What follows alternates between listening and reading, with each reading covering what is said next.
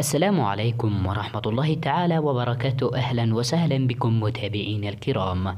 في هذا الفيديو الجديد سوف نتحدث عن موعد وتوقيت مباراة النصر والتعاون في بطولة كأس السوبر السعودي. ولكن قبل أن نبدأ في كافة التفاصيل لا تنسوا الإعجاب بالفيديو والاشتراك في القناة وتفعيل جرس التنبيهات لكي يصلكم كل جديد. شاركونا آراءكم وتوقعاتكم للمباراة في التعليقات، وهيا بنا لنبدأ في كافة التفاصيل.